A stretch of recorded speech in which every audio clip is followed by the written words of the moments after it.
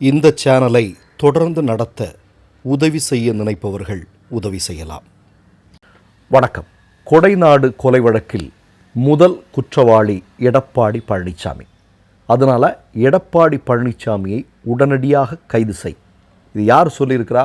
சமீபத்தில் அதிமுக என்று சொல்லக்கூடிய கட்சியில் நீக்கப்பட்ட செங்கோட்டையன் சொல்லியிருக்கார்.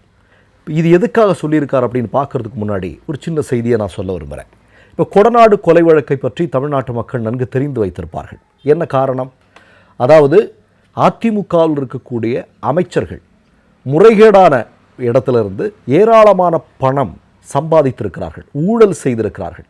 அது அவங்க பேரில் இருக்கும், அவங்க உறவினர்கள் பேரில் இருக்கலாம், இல்லை மூன்றாவது நபர்கள் பேரில் இருக்கலாம், இல்லை வெளிநாடுகளில் இருக்கலாம். இப்படி கட்டுக்கடங்காத கோடிக்கணக்கான பணத்தை அதிமுகவினுடைய அமைச்சர்கள், எம்எல்ஏக்கள் மிகப்பெரிய அளவில் ஊழல் செஞ்சுருக்காங்க. இதனுடைய டாக்குமெண்ட்டை எல்லாம் ஜெயலலிதாவும் சசிகலாவும் சேர்ந்து இவங்கள்ட்டிருந்து மிரட்டி வாங்கி வச்சுருக்கிறாங்க. ஒன்று, நேரடியாக அவங்க பேரில் இருக்கக்கூடிய டாக்குமெண்ட்டை அவங்க வாங்கி வச்சுருந்துப்பாங்க. இல்லை அப்படின்னா இன்னொருத்தர் பேரில், இவங்களுக்கு வேண்டியவங்க பேரில் அதை மாற்றி எழுதி வச்சுருந்துருக்கலாம். அதாவது நீ அனுபவிச்சுக்கலாம், ஆனால் விற்கணும் அதுன்னா முடியாது. அப்போ இதனுடைய டோட்டல் டாக்குமெண்ட்ஸும் யார் கையில் இருக்குது? ஜெயலலிதா சசிகலா கையில் இருக்குது. இந்த டாக்குமெண்ட்லாம் எங்கே இருக்குது?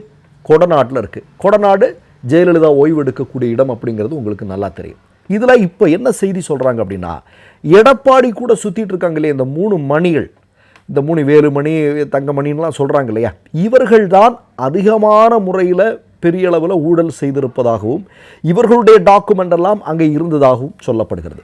சரி, இப்போ செங்கோட்டையன் என்ன சொல்கிறாரு? எடப்பாடி தான் இதில் முதல் குற்றவாளி என்று சொல்கிறார். அதற்கு காரணமாக நாம் நினைக்கக்கூடிய விஷயம் என்ன? நம்முடைய சந்தேகத்தை சொல்கிறேன் நான். ஒன்று, அங்கிருந்த டாக்குமெண்ட்டில் எடப்பாடியுடைய ஆவணங்களும் இருந்திருக்கலாம், அதனால் கூட பயந்து ஏதாவது நடந்திருக்கலாம். ஒன்று.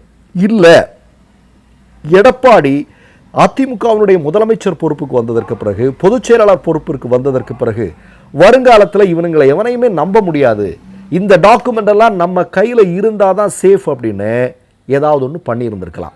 இது ஏதாவது ஒன்று நடந்திருப்பதற்கான வாய்ப்பு உண்டு என்பது நமக்கு தோணும். இது நம்முடைய சந்தேகம். இப்போ நீங்கள் பாருங்களேன், எடப்பாடியை விட்டு இந்த 3 மணிகளும் வெளியே போகவே மாட்டாங்க. எப்போவுமே பின்னாடி சுற்றிட்டு இருக்கிறத நீங்கள் பார்க்க முடியும். சில பேர் அந்த கட்சியிலிருந்து வெளியே போயிட்டு இருக்கிறாங்க, இதெல்லாம் நம்ம பார்த்துட்டு இருக்கிறோம். ஆனால் இந்த 3 மணிகளும் போகவே மாட்டேங்கிறாங்க. சரி, இப்போது இது நடந்திருக்கு. கொடநாட்டில் தொடர் கொலைகள் நடக்குது. தொடர் கொலைகள் நடந்ததற்கு அப்புறம் இதில் சாட்சியமாக இருந்தவர்கள் எல்லாரும் கொல்லப்படுறாங்க. இப்போ ஒரே ஒருத்தர் மட்டும்தான் உயிரோடு இருக்கிறார். இதெல்லாம் தெரியும். இப்போ தமிழ்நாடு சிபிசிஐடி இது விசாரித்துட்டு இருக்கிறது. இதனுடைய விசாரணையினுடைய முடிவுகள் முதல்வர் மு.க. ஸ்டாலின் கைகளில் இருக்கிறது. சரி, இப்போது செங்கோட்டையன் இவ்வளவு நாள் அதிமுகவில் பயணம் செய்து கொண்டிருந்தவர், எல்லாருக்குமே தெரியும். எம்ஜிஆர் காலத்திலிருந்தே இருக்கிறவர் அப்படின்னு தான் சொல்கிறாங்க. அதான் உண்மை. இப்போ செங்கோட்டையன் கட்சியிலிருந்து நீக்கம் செய்யப்பட்ட 2வது நாளே கொடநாடு கொலை வழக்கில் எடப்பாடி தான் முதல் குற்றவாளி, அதனால் உடனடியாக கைது செய்யணும் அப்படின்னு சொல்கிறாரு. அப்படின்னா அதற்கு பின்னாடி இருக்கக்கூடிய காரணம் என்ன? இதெல்லாம் தமிழ்நாட்டில் நடந்துட்டு இருக்கும்போது 3 பேர் சிரிச்சிட்டு இருப்பாங்க. ஒன்று மோடி, இன்னொருத்தர் அமித்ஷா, இன்னொருத்தர் ஆர்எஸ்எஸ்னுடைய தலைமை பொறுப்பில் இருக்கக்கூடியவர்கள். இவங்க எல்லாரும் ரொம்ப சிரிச்சிட்டு இருப்பாங்க. ஏன்னா இவங்க விரும்பினது இங்கே நடக்குது. சரியா? அதிமுக என்று சொல்லக்கூடிய கட்சியை ஒட்டுமொத்தமாக உடைத்து போட்டால், நீர்த்து போக செய்தால், அந்த இடத்தில் இன்னொரு கட்சியை, அதாவது பாஜக என்று சொல்லக்கூடிய கட்சியை வலுவாக கொண்டு வர முடியும். இப்போ மேற்கு வங்கத்திலலாம் நீங்கள் பார்த்தீங்க அப்படின்னா, ஏதாவது ஒரு கட்சியை உடைக்கிறது, அந்த இடத்துல பாஜக எதிர்கட்சியாக வருவது, இது இந்தியாவினுடைய பல மாநிலங்களில் நிகழ்ந்துட்டுருக்கு. அதைத்தான் அவர்கள் இங்கே செஞ்சிட்ருக்காங்க. அதனால தான் நேற்றைக்கு வரைக்கும் எடப்பாடியின் மீது இப்படி ஒரு குற்றச்சாட்டு வைக்காமல் இருந்த செங்கோட்டையன் திடீரென்று கட்சியிலிருந்து முழுமையாக நீக்கப்பட்டதற்கு பிறகு இப்படி ஒரு குற்றச்சாட்டை வைக்கிறார்கள் என்றால் அது ஆர்எஸ்எஸ்னுடைய ஒரு உந்துதலின் மூலமாகத்தான் என்பதை யாரும் மறுக்க முடியாது. இப்போ கொடநாடில் நடந்தது அப்படிங்கிறது இப்போ எடப்பாடி மேலே சந்தேகம் இருக்குது இல்லையா? இப்போ நீங்கள் பாருங்களேன், இப்போ இது மாதிரியான ஒரு சம்பவம் எங்கே நடந்திருக்குன்னா, வியாபம் அப்படின்னு சொல்லி பிஜேபி மத்திய பிரதேசத்தில் நடத்திய ஒரு மிகப்பெரிய ஊழல், அது தொடர்பான நபர்கள் எல்லாருமே கொல்லப்பட்டார்கள். எல்லாருமே மர்மமான முறையில் மரணம் அடைந்து போனார்கள். கொடநாடு விஷயத்திலையும் பார்த்தீங்கன்னா அதில் தொடர்புடையவர்கள், சாட்சியாக இருந்தவர்கள், பார்த்தவர்கள் உட்பட எல்லாருமே இறந்து போனாங்க. இதெல்லாம் நடக்குது. அப்போது நமக்கெல்லாம் அது கேட்கும்போது ஒரு க்ரைம் த்ரில்லர், இப்போ வந்து பட்டுக்கோட்டை பிரபாகர், ராஜேஷ் குமார், சுபா இப்படின்னு சொல்லிட்டு த்ரில்லர் கதைகள், இப்போ இங்கிலீஷில் சொன்னால் அகதா கிறிஸ்டி மாதிரியான அவர்களுடைய கதைகளை படிப்பதை விட திகிலாக இருக்கிறது.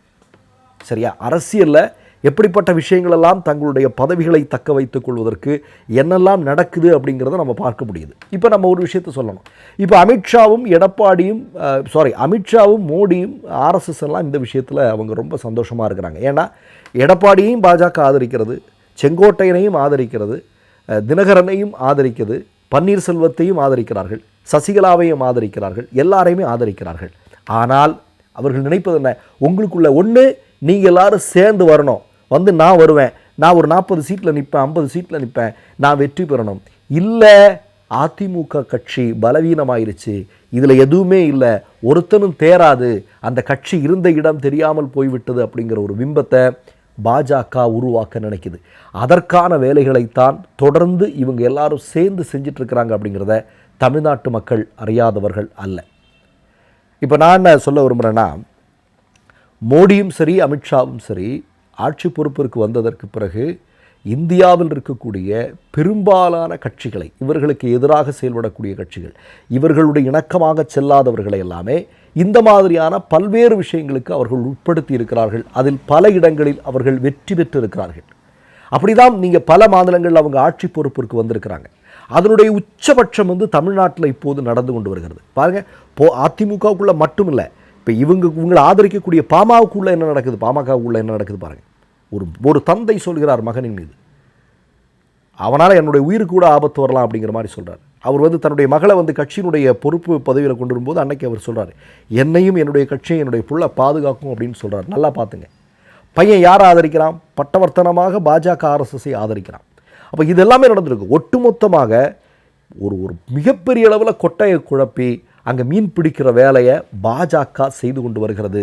அதை வந்து எப்படியாவது தடுத்து நிறுத்த வேண்டிய பொறுப்பு யாருக்கு இருக்குது அப்படின்னா, எம்ஜிஆரும் ஜெயலலிதாவும் ஊட்டி வளர்த்த கட்சியினுடைய தொண்டர்களாக இருக்கக்கூடிய அதிமுகவினர் தான் அதை செய்ய வேண்டியது இருக்கிறது. அதை செய்வார்களா இல்லையா அப்படிங்கிறதில்ல, யார்கிட்ட சரியான இடத்துல போகணும், யார் இதை பண்ணணும் அப்படிங்கிறத தொண்டர்கள் தான் தீர்மானிக்க வேண்டியிருக்கிறது. ஏன்னா நீங்கள் எடப்பாடி இன்றைக்கு கட்சியினுடைய பொதுச் செயலாளராக, இந்த கட்சியிலிருந்து பல பேர் போகிறாங்க, ஆனால் தொண்டர்கள் எதுவுமே சைலண்டாக தான் இருக்காங்க. அப்படின்னா எடப்பாடியினுடைய கைகளில் தான் அதிமுக இருக்கிறது என்பது அதுதான் எம்ஜிஆர் ஜெயலலிதா எடப்பாடி அப்படிங்கிறத அந்த தொண்டர்கள் நம்புகிறார்கள். இவ்வளோ பேர் போன பிறகு தினகரன் போகிறாரு, சசிகலா போகிறாங்க, செங்கோட்டையன் போகிறாரு, பன்னீர்செல்வம் போகிறாரு, எல்லாமே போன பிறகு கூட அந்த கட்சியில் எந்த சலசலப்பும் இல்லையே தொண்டர்கள் மத்தியில். அதையும் நீங்கள் சேர்த்து தானே பார்க்க வேண்டியிருக்கு. மற்றொரு நிகழ்வில் சந்திப்போம். நன்றி, வணக்கம். 3 யூடியூப் சேனல்கள் வியாபாரத்திற்கு இருக்கிறது. தேவைப்படுபவர்கள் இந்த எண்ணுக்கு தொடர்பு கொள்ளுங்கள். மை நேம் இஸ் ரெட் சேனலை சப்ஸ்கிரைப் பண்ணிக்கோங்க. அதுக்கப்புறமா பக்கத்தில் இருக்கிற ஜாயின் பட்டனை கிளிக் பண்ணீங்கன்னா ஒரு நியூ பேஜ் ஒன்று ஓப்பன் ஆகும். அதுலேயும் ஜாயின் பட்டனே கிளிக் பண்ணிக்கோங்க. அதில் பார்த்தீங்கன்னா credit R debit card options இருக்கு. இதில் உங்களுக்கு விசா, மாஸ்டர் கார்டு, ரிப்பே அப்படின்னு 3 ஆப்ஷன்ஸ் கொடுத்துருக்காங்க. அதில் நீங்கள் எந்த கார்டு சூஸ் பண்ணுறீங்களோ அந்த கார்டோட நம்பர் என்டர் பண்ணிக்கோங்க. அப்புறமா கார்டோட வேலிடிட்டி மந்த் அண்ட் இயரை டைப் பண்ணிக்கோங்க. அடுத்தபடியாக உங்கள் கார்டோட பின்னால் சிவிசி கோடுன்னு சொல்லிட்டு 3 நம்பர்ஸ் கொடுத்துருப்பாங்க. அந்த நம்பரை இதில் என்டர் பண்ணிக்கோங்க. அப்புறமா அட்ரஸ் அண்ட் இன்ஃபர்மேஷன் என்டர் பண்ணிட்டு பைங்கிற பட்டனை கிளிக் பண்ணிக்கோங்க. ஒருவேளை உங்க கார்டு நம்பர் இன்வாலிட்னு காமிச்சிச்சுன்னா உங்க கார்டுல இன்டர்நேஷனல் யூசேஜை எனேபிள் பண்ணுங்க.